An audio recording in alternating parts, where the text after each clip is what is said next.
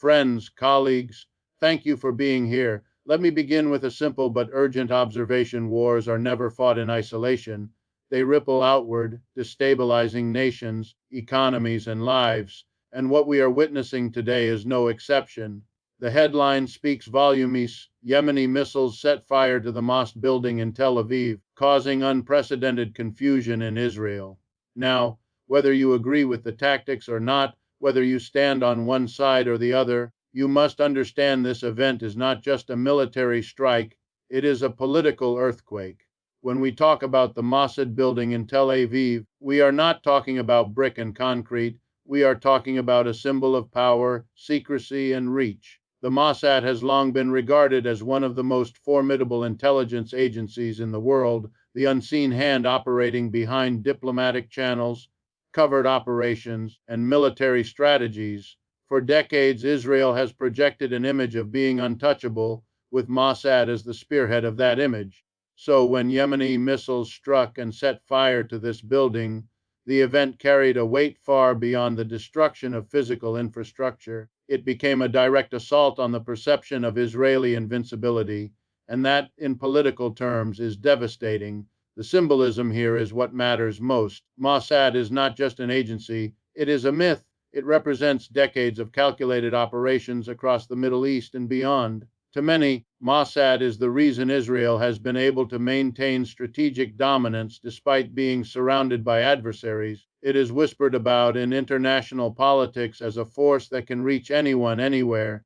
Yet, when missiles launched from Yemen, one of the most impoverished and war-torn nations in the region, penetrated Israeli defenses and lit up Mossad's own home ground, the myth cracked. The fire in Tel Aviv was not just physical, it was metaphorical, setting ablaze the narrative of impenetrable security. That is the hook that pulls this event into sharp political focus. When symbols fall, regimes begin to tremble. Consider how intelligence agencies function as psychological instruments. Their very existence is meant to instill fear in opponents and reassurance in allies. Mossad was the assurance that Israel's enemies could never strike at the heart of its intelligence operations. It was also the assurance to Israeli citizens that their state had eyes and ears everywhere, protecting them from threats. By setting fire to Mossad's own building, Yemen has turned that assurance into uncertainty. And uncertainty in politics is often more damaging than defeat. You can recover from an attack, but it is far harder to recover from doubt once it seeps into the collective consciousness of a nation. This event also raises a striking question: how did missiles from Yemen, a country heavily blockaded and relentlessly targeted, manage to hit a target in Tel Aviv with such precision? The answer underscores a critical shift in modern warfare. Power is no longer solely defined by GDP, military budgets, or alliances. In an age of asymmetrical conflict, determination, ingenuity, and resilience can compensate for material weakness. Yemen's strike against Mossad demonstrates how even nations at the bottom of the global economic hierarchy can force powerful states into a moment of vulnerability. This is the paradox that should alarm policymakers. When the so-called weakest have nothing left to lose, they gain the courage to strike at the strongest. For Israel, the consequences extend well beyond the physical damage. Mossad's symbolic authority has been shaken. Allies and adversaries alike are watching carefully. If one of the world's top intelligence organizations can be struck in its own capital, what does that say about the reliability of Israel's security promises? What does it say to nations who have relied on Israel as a bulwark against shared regional enemies? And more importantly, what does it say to ordinary Israelis who believed in the state's narrative of safety and strength?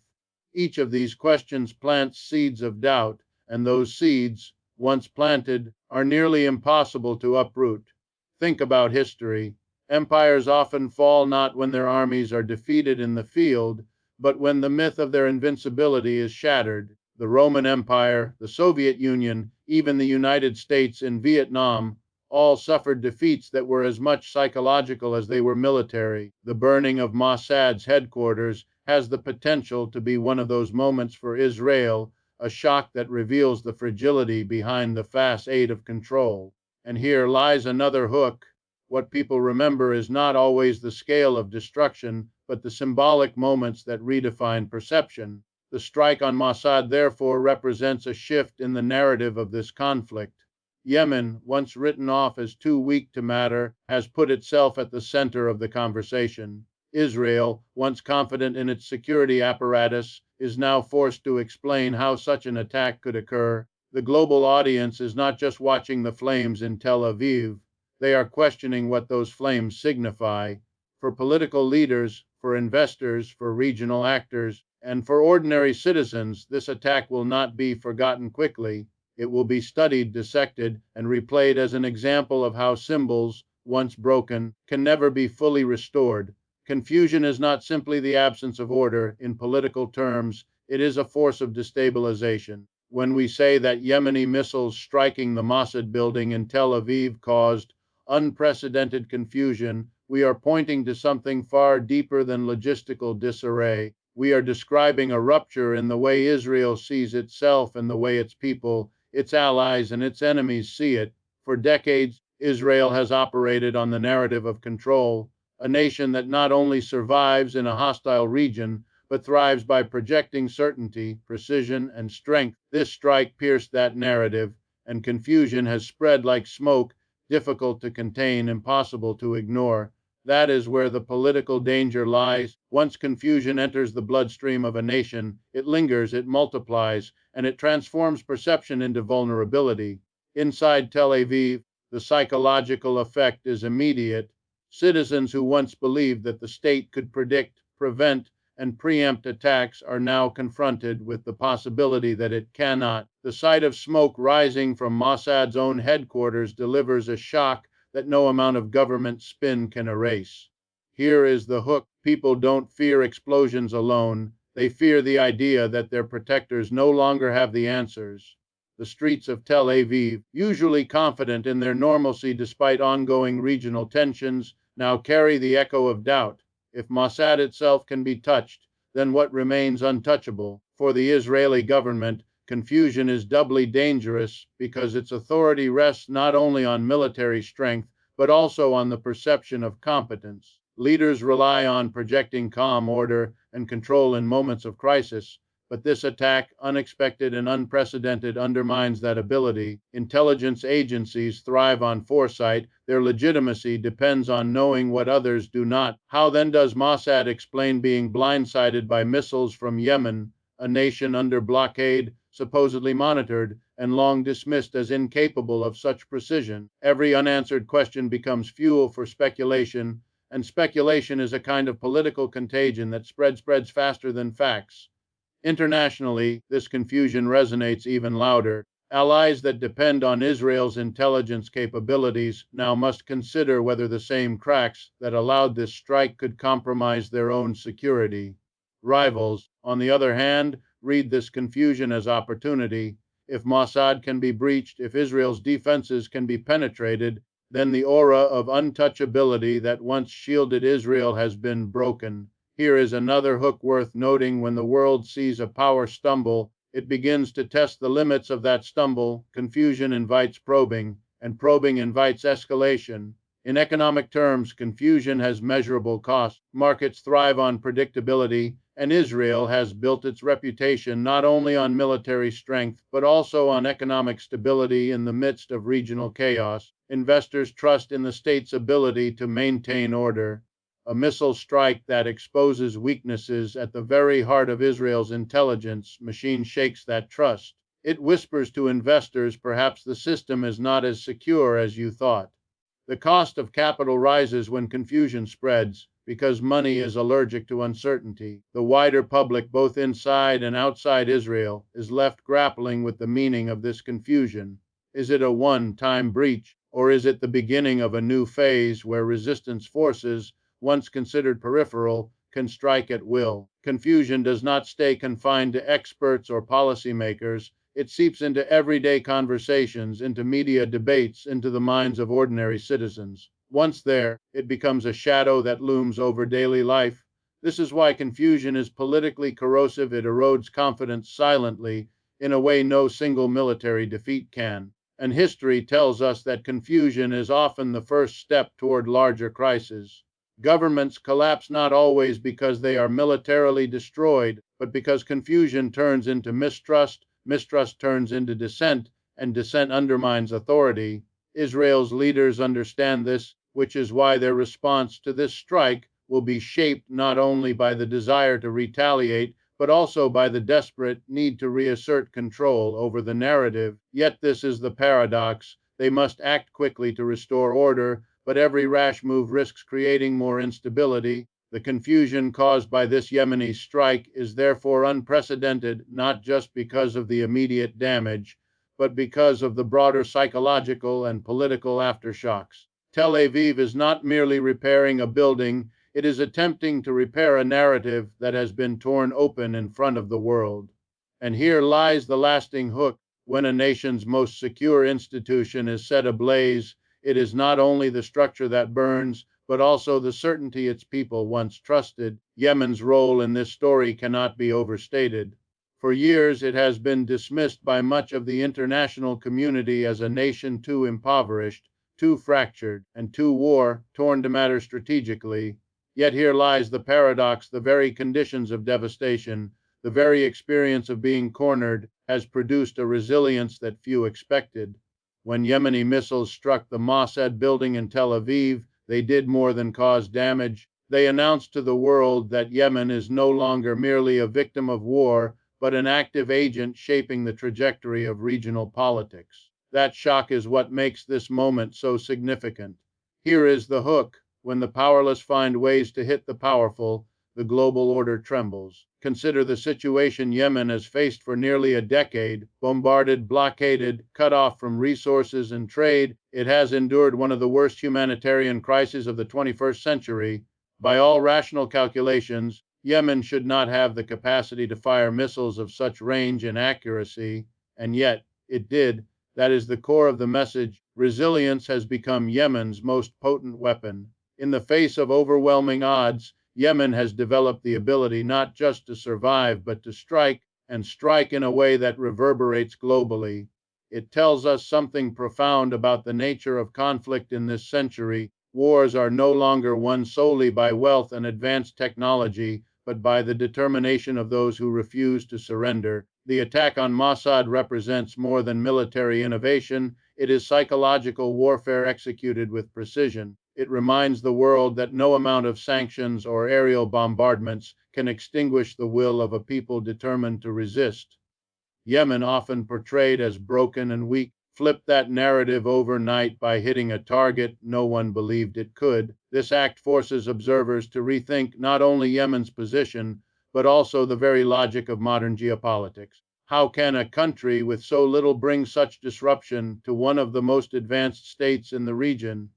The answer reveals a deeper truth: resilience, when honed under pressure, can become a force more potent than material power. For Israel, this is not just an embarrassment, it is a strategic recalibration forced by a player it once discounted. For years, Israel's focus has been on Iran, on Hezbollah, on Gaza, and on its larger regional rivals. Yemen was not on the radar as a serious threat. That complacency has now been shattered. And once again, this creates a hook that political analysts must not miss. The weakest actor in the conflict can often dictate the terms of engagement by doing the unexpected.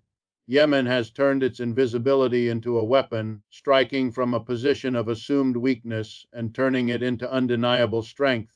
The regional implications are profound. Other movements and nations under pressure will look at Yemen's success and draw lessons. If a blockaded, impoverished country can ignite confusion in Tel Aviv, then what does that say about the durability of larger resistance groups? It signals that asymmetry is not a disadvantage but an advantage when used creatively. The imbalance between Israel's resources and Yemen's resources should have made this strike impossible. Yet, because Yemen had nothing to lose, it was willing to take risks that a more stable nation might avoid. This willingness to act despite vulnerability is the hallmark of resilience, and it is what transforms the margins of global politics into its center. The attack also highlights an often overlooked dimension: the moral narrative. For many across the region, Yemen has become a symbol of endurance against overwhelming odds. Every missile it fires carries with it a message of defiance, a reminder that even the most downtrodden can disrupt the status quo. This symbolism resonates far beyond military strategy. It seeps into the cultural and psychological fabric of the Middle East, inspiring others who feel crushed by larger powers. That ripple effect is perhaps even more dangerous for Israel than the strike itself, because it plants the idea that resistance is not only possible but effective. Ultimately, Yemen's resilience is not just about surviving, it is about redefining the terms of survival. By hitting Mossad, Yemen has transformed from an afterthought into a headline, from a forgotten conflict zone into a strategic force that even global powers must acknowledge. And here is the final hook that lingers: when those who were written off as too weak begin to rewrite the narrative of strength, the entire balance of power shifts in unpredictable and profound ways. Yemen has long been treated as the forgotten corner of the Middle East, a land reduced to headlines about famine, war, and humanitarian collapse. Its image in global politics has been that of a broken state, a battlefield for larger powers, and a nation incapable of shaping its own destiny. Yet the moment Yemeni missiles struck the Mossad building in Tel Aviv, this perception was overturned in a single flash of fire. A people dismissed as too weak, too marginalized, and too fractured announced themselves on the stage of world politics. The lesson here is as powerful as it is unsettling. When the overlooked find a way to strike, they do so with an intensity that shakes even the strongest. That is the hook this story carries. The supposedly powerless are never truly powerless when pushed to the edge. For years, Israel and its allies believed Yemen to be irrelevant to the broader balance of power. The real threats, they thought, were elsewhere: Iran with its nuclear ambitions, Hezbollah with its militia power, and Hamas with its persistence in Gaza. Yemen was background noise, a crisis for humanitarian agencies, not a concern for intelligence agencies. And yet, from that background emerged a strike that reached the heart of Israel's most secretive institution. This is not only unexpected, it is humiliating for a state that prides itself on anticipating threats. It demonstrates something that military strategists have learned time and again: the underestimated opponent is often the most dangerous. Yemen's resilience has been forged under extraordinary pressure. Years of blockade and bombardment have created one of the harshest environments any society could endure. Yet adversity has a way of producing ingenuity. Cut off from resources, Yemen's resistance forces turn necessity into innovation, developing capabilities that their enemies assumed were beyond their reach. That is what makes the strike on Mossad so significant. It is not just an act of defiance, it is proof that resilience can evolve into strength. The very conditions that were meant to crush Yemen have instead sharpened its ability to adapt, to endure, and to retaliate. From the perspective of international politics, this resilience forces a rethinking of assumptions about power. Traditional measures, economic strength, advanced technology, global alliances are not the only currencies of influence. Yemen, stripped of these, has nonetheless found a way to impact the regional balance. This is the hook that analysts must not miss. In a world where asymmetrical warfare dominates, determination and endurance can rival wealth and weaponry. The strike on Mossad makes it clear that resilience is itself a form of power, one that cannot be easily measured, but can be devastatingly effective. The psychological impact of this act extends beyond Israel. Across the region, movements and communities that have long felt crushed under military and political dominance are watching Yemen's example. They see a nation that, despite overwhelming odds, managed to send shockwaves through one of the most secure cities in the Middle East. This is not just a military message, it is a symbolic one. It whispers to others: resistance is not futile, persistence is not wasted, even the most powerful states can be made to stumble. Such symbolism spreads faster than any missile, and it reshapes the imagination of those who have long felt powerless. For Israel, the strike is a reminder that ignoring Yemen was a strategic miscalculation. A country once dismissed as peripheral has now proven capable of dictating headlines and forcing responses. This forces Israel to reallocate its attention, resources, and strategies, stretching its security apparatus even thinner. And herein lies another hook: when a smaller actor forces a larger power to play defense, the balance of initiative shifts. Yemen has, in one move, changed the dynamics of engagement by compelling Israel to respond rather than dictate. At the heart of this is a simple truth about human struggle: those with nothing to lose are often the most relentless. Yemen's resilience is born of loss, but it transforms that loss into resolve. The missiles that struck Mossad are not just weapons, they are statements of existence, proof that no matter how battered, Yemen cannot be erased from the map of regional politics. And when such resilience finds a way to express itself in action, it leaves a mark that is impossible to ignore. The fire in Tel Aviv was more than flames consuming a building. It was the embodiment of resilience breaking through layers of dismissal and neglect. That is why this moment matters, not because of the size of the strike, but because of what it revealed. The underestimated are often the ones who shift history. The attack on the Mossad building in Tel Aviv is more than a military incident, it is a catalyst for far reaching political and economic consequences. Israel is now forced to confront the reality that its security apparatus, long regarded as near infallible, is vulnerable. This vulnerability is not confined to intelligence circles or military operations. It ripples through the economy, the financial markets, and the social psyche. Investors, both domestic and international, operate on confidence and predictability. When the nerve center of a nation's intelligence is struck, confidence falters. The hooks here are immediate economic uncertainty, strategic recalibration, and the potential reshaping of regional alliances all emerge from a single missile strike, demonstrating how intertwined security and economy have become in modern geopolitics. Israel's economy has long relied on a perception of stability. Technology hubs, international trade, and foreign investment thrive under the assumption that the state can guarantee order.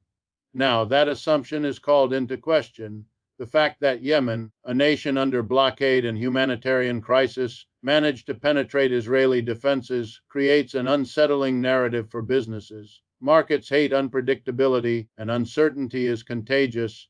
Every investor and every multinational with interests in Israel will weigh the risks anew. The hook is undeniable. Physical damage to a building becomes symbolic damage to confidence, which can trigger ripple effects far greater than the initial strike. Security expenditures will inevitably rise as Israel seeks to fortify its defenses and reassure the public. More money will be diverted into surveillance, missile defense, and intelligence operations. While this may be necessary, it comes at a cost. Economic opportunity is reduced, social programs are strained, and public resources are redirected toward fear management rather than growth. The population is left to feel both physically and economically insecure. The hook here is double-edged. Spending more to prevent further attacks may ironically signal that the state is vulnerable, feeding a cycle of perception that Israel cannot afford. The political fallout is also significant. Leaders are judged not just on their ability to respond, but on their ability to anticipate threats. When an unexpected attack strikes a symbol of intelligence power, it undermines credibility. Questions arise in the public discourse: how could this happen? And why were precautions insufficient? Every unanswered question allows speculation to take root, and speculation erodes trust. The hook is psychological. Once the perception of competence is shaken, it is much harder to restore, and doubt begins to permeate society in ways that formal statements and reassurances cannot fully erase. The international community also reacts not just to the attack itself, but to the vulnerabilities it exposes. Allies that previously relied on Israel's intelligence capabilities may reconsider how much they trust in the state's assurances. Rivals may see an opportunity to test boundaries, knowing that confusion and economic strain can create openings for influence. The regional balance of power, once assumed to favor Israel overwhelmingly, is now more complex. The hook here is strategic. A single strike has the potential to recalibrate alliances and force nations to rethink how they position themselves. Vis 2, viz. Both Israel and Yemen. Beyond politics and economics, the attack has a symbolic impact that cannot be measured in dollars or votes. When a nation's most secure institution is breached, it sends a signal not just to the state itself but to the world. Absolute security is a myth. Ordinary citizens internalize this shock, and it shapes the collective consciousness in ways that influence behavior, investment decisions, and social trust. Yemen's strike shows that even a small actor, underestimating by most, can destabilize a larger power by targeting the intersections of perception, economy, and politics. Finally, the act of targeting Mossad underscores how modern conflicts transcend traditional battlefields. Warfare today is as much about perception, confidence, and economic leverage as it is about military might. Yemen demonstrated that strategic thinking can overcome material weakness and that perception can amplify every action's effect. The hooks are layered: economic disruption, political scrutiny, psychological shock, and regional recalibration all emerge from one precise, unexpected strike. This single event will reverberate through policy discussions, investment boards, and strategic calculations for months, perhaps years to come. Israel's long standing narrative of invincibility has always been central to its domestic and international posture. From the earliest days of statehood, it projected an image of unshakable strength, a nation capable of defending itself against numerically superior adversaries and complex regional threats. Mossad, as the epitome of intelligence and covert operations, embodied this narrative. Its reputation was not merely operational, it was psychological, shaping how citizens perceived security and how enemies measured their strategies. The Yemeni missile strike that set fire to Mossad's headquarters challenges this narrative in a way that is both tangible and symbolic. The hook here is immediate and profound. When a myth of invulnerability is shattered, the consequences ripple through politics, society, and global perception, often in unpredictable ways. The attack exposes a fundamental truth about the fragility of power narratives. For decades, Israel relied not only on its military and intelligence capabilities, but on the perception that these capabilities were absolute. This perception allowed Israel to exercise influence beyond its size and population, creating deterrence that extended across borders. Once the strike occurred, that carefully constructed narrative was punctured. The public sees a vulnerable symbol, the enemies see a target that can be reached. The hook is psychological. Perceptions often have more lasting impact than reality, and when reality undermines perception, the balance of influence can shift dramatically. Consider how narratives function as tools of governance and diplomacy. States construct them to instill confidence at home and command respect abroad. Israel's narrative of unassailable intelligence power has been central to both its domestic legitimacy and its foreign policy. Mossad's reputation reassured citizens that threats would be detected before they materialized, and it signaled to allies that Israel remained a reliable partner. Yet, the missile strike introduces a fracture in that trust. Allies may now question the reliability of intelligence-based security, while adversaries are emboldened to test boundaries. The hook lies in the subtlety. Narratives shape action, and when a narrative falters, so too can strategy. The strike also highlights the vulnerability of symbols. Mossad is more than a building, it is a metaphor for Israel's capacity to control the uncontrollable. By targeting this symbol, Yemen did more than cause physical damage. It disrupted the psychological scaffolding on which Israel's narrative rested. Citizens who once trusted implicitly in their state's omniscience are forced to confront uncertainty.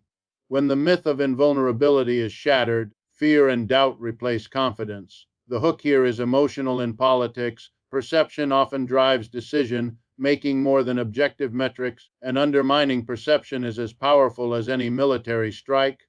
Furthermore, the incident signals a broader strategic recalibration. Israel must now address vulnerabilities previously considered negligible, and this requires shifting resources, attention, and focus. In doing so, the state exposes itself to additional pressures, domestic scrutiny intensifies, regional adversaries probe weaknesses, and internal debates about policy and strategy become more pronounced. The missile strike thus operates on multiple levels simultaneously, affecting military planning, public opinion, and diplomatic posture. The hook is systemic. A single breach in a symbolic narrative can cascade into multiple areas of vulnerability, creating complex challenges for leadership. History provides numerous examples where the collapse of a narrative precipitated broader instability. Empires and states have often suffered more from shattered myths of strength than from actual military defeats. The perception of omnipotence, once eroded, forces recalculations in alliances, strategies, and public expectations. Yemen's action demonstrates that even a materially weaker actor can undermine a dominant power by targeting the stories it tells about itself. The hook here is strategic. Small, calculated actions against symbolic targets can have outsized effects, reshaping regional dynamics and recalibrating the perceived balance of power. Finally, the strike challenges Israel to reconcile reality with perception. The nation must respond to restore confidence, yet any misstep risks further undermining the narrative it seeks to protect. Yemen's missile strike, therefore, is not just a tactical event, it is a masterstroke in symbolic strategy, revealing how narratives of invulnerability can be dismantled by precision, timing, and audacity. The hooks are layered: psychological shock, strategic recalibration, diplomatic tension, and societal uncertainty all converge from one precise action, leaving a long-lasting impact on Israel's perception of control and power. Israel's inevitable response to the Mossad strike is not just a question of military strategy, it is a political and psychological imperative. States are measured not only by their capacity to defend themselves, but by their ability to project strength and respond decisively to challenges. The Yemeni missiles that set fire to Mossad's headquarters have disrupted that projection, creating a situation where Israel must act to restore authority while navigating the risks of escalation. The hooks here are immediate. Every potential response carries consequences, not only for Israel's domestic stability, but for the broader regional balance of power, investor confidence, and the perception of global allies. The cycle of escalation is particularly dangerous because retaliation often invites further retaliation. Israel's military planners understand this deeply. Any offensive action risks drawing Yemen or its allies into a protracted conflict with unpredictable consequences. The strike has demonstrated that even a seemingly weaker actor can create strategic leverage by forcing a stronger power into a reactive posture.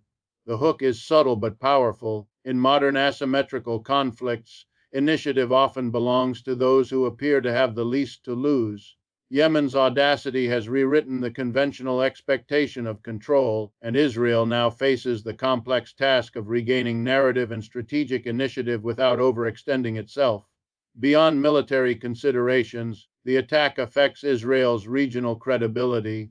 Nations across the Middle East are observing closely, calculating how to interpret both the strike and Israel's response. Allies who once relied on Israel's intelligence dominance may now reassess the reliability of its security assurances, while adversaries may interpret hesitation as weakness. Each decision Israel makes is therefore amplified by perception, and perception often carries consequences far greater than the immediate tactical outcomes. The hook here is political. The optics of response can be as significant as the actual strike, influencing alliances, deterrence, and long-term strategic calculations. Economic ramifications are intertwined with military and political considerations. A state under the pressure of public scrutiny and global observation faces increasing costs as it mobilizes resources for retaliation, security reinforcement, and rebuilding infrastructure. Markets respond to uncertainty, and Israel's position as a regional hub for technology, trade, and finance makes economic stability a critical component of national security. Every strategic move in response to the Mossad attack carries economic weight. The hook is financial. Action or inaction reverberates through investment flows, business confidence, and the perception of Israel as a safe environment for global capital. The psychological dimension of escalation is equally critical. Israel must reassure its citizens, its intelligence community, and its allies that it remains in control. The strike against Mossad introduced doubt at multiple levels. and the response must counter that uncertainty while avoiding overreach. A poorly calibrated reaction risks reinforcing the very perception Israel seeks to dispel, that its security apparatus is fallible and vulnerable. The hook is human. Fear and confidence are just as strategic as missiles and drones, and the manipulation of both determines the trajectory of conflict and stability. Strategically, Israel faces a paradox. To maintain authority, it must act decisively, yet decisive action risks intensifying conflict and spreading instability beyond Tel Aviv. The strike has shown that Yemen's capabilities, though limited compared to Israel's, are sufficient to influence decision making and force recalibration. This is the asymmetrical dynamic at play. Smaller actors, by striking unexpectedly and with precision, can dictate terms that larger powers must navigate carefully. The hook here is tactical initiative is not solely defined by material superiority, but by the ability to exploit timing, perception, and psychological impact. Finally, the broader implications of this strike extend beyond immediate retaliation. Global audiences, policymakers, and regional actors are all interpreting the event as a test of Israel's resilience and decision making. Every move Israel makes will be scrutinized for evidence of strength or weakness, shaping future engagements and regional dynamics. Yemen's missiles have thus initiated a complex interplay of strategy, perception, and influence, forcing Israel to navigate a landscape where every action has amplified consequences. The hooks are layered: strategic recalibration, regional perception, domestic reassurance, and global attention all converge, demonstrating how a single act can redefine the stakes for a nation long assumed untouchable. Let me close with this thought. What burned in Tel Aviv is not just a building, it was the illusion of total security, and illusions, once shattered, cannot easily be rebuilt. We are entering a new chapter in the Middle East where smaller nations, long dismissed, are writing headlines that shake giants. And this moment, is a reminder to all of us that power is never permanent, dominance is never absolute, and the oppressed, however battered, will always find ways to make their presence felt. Thank you.